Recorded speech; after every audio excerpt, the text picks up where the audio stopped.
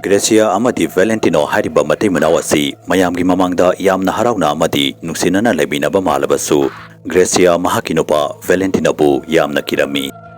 Valentino yamna haisingba amadi lausing leiba nupa ama oirami loinana mahak sociopath amasu oirami amadi mahakna sauraklaba matungda Gracia bu yamna tamthina phobi chaibebasu taurami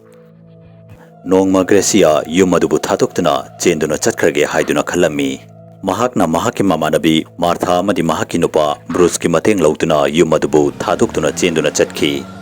Numit khrani di Gracia Martha amadi Bruce ki manakta makhoiga punna leiminarami adubu hapta amamuki matungda mahakna mahaki nupa Valentino masa mathanta suicide tawduna sikre haibagi pau tarami Gracia na wafam asi sungtha thajaba ngamlamde maramdi mahakna mahaki nupa Valentino suicide sungtauk tawroi haibasi khanglami Maramaduna mahakna Valentino gi asiba haksang adu yenge haituna hairami adubu Valentino gi lawyer na mahaki asiba haksang adu di mai thadokre haituna hairaklami wafam adu tabda Gracia mahaki mayumda amuka leiba chalami Gracia ki damakta yamna wazaraba Martha amadi Bruce wakal nungaina mayumda halaklami maramdi hauzik Gracia mahaki nupa Valentino gi miyot minei adu amuka hanna thengnararoi haiduna khalami adubu makoida tarakadoriba achauba dasa amadi tholkadoriba tamthiba thodok adugi maramda karimata khanglamde Gracia na yum adugi manungda changbaga mahakna mahaki mamangda leiriba ka adugi manungdagi kanagumama samduna chatkiduna yum adugi kachinamata leptuna leibagum taurami adubu mahakna mafam atuda kanamata leiba uramde maduda mahakna hogdong oiramgani haiduna khandoklami amadi mahaki ka manungda changki Gracia na numida duki ahing adu mahaki ka manungda tumduna leiringaida ikhang khangautana mahakna subliba faijabadu kanagumamana singbagum taurami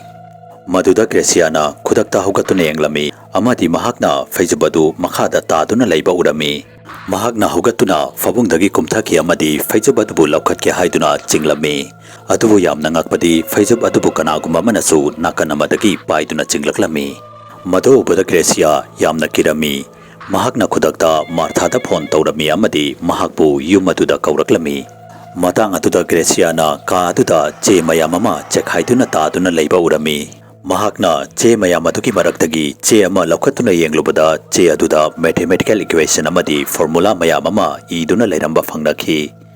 mado ubada Gracia na mase pumna magasi Valentino gi thabak ngakta oiramgani haibadu khangba ngamlami Mahakna che mayamadubu mai thadokhige haiduna khomjilami amadi lighter loge haiduna chakhumda changbada mahakna kanagumama chatpagi makholama taraklami amadi mafam aduda thaduna leiramba chiara dusu khara lenglaklami chiara duda kanagumama famkhibasu malami matang aduda yumadugi doorbell adu khinglaklami Gracia na khudakta thong adu hangdoklami thong adu hangdokpaga mahakna yumadugi mapanda Martha amadi Bruce mapanda leptuna leiramba ukhi Gracia na makhoi anida chair aduda kanagumama famduna lei haiduna hairami Gracia gi wahai adu tabada Martha amadi Bruce na chair aduda munna yenglami adubu makhoina kanamata leiba uramde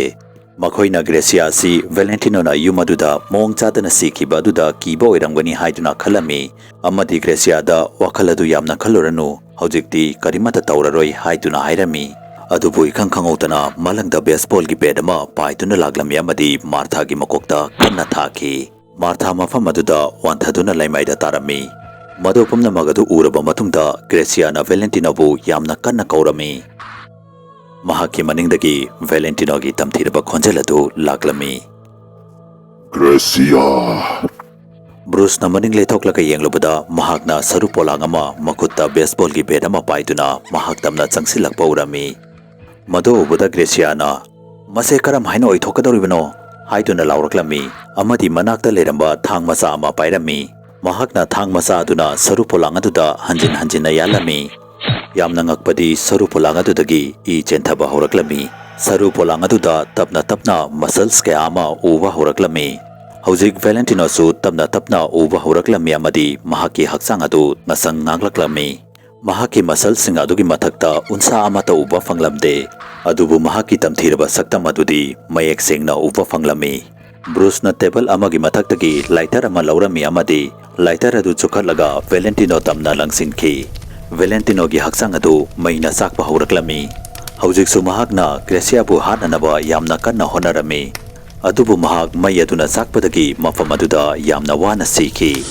Valentinogi haksang adu maina pungchak saklami amadi mahaki haksang adu maina sakhibadagi yengba fau yaramde. Gracia amadi Bruce makhoi ani changduna Valentinogi asiba haksang adu yum adugi maningda leiba garden amada tawduna fumjinki. Madogi matungda makhoina Marthabu hospital da putuna chatlami.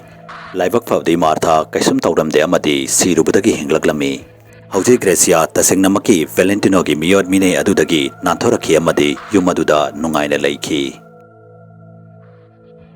Facebook ta Manipuri horror story gi Facebook page fu follow tawiramu.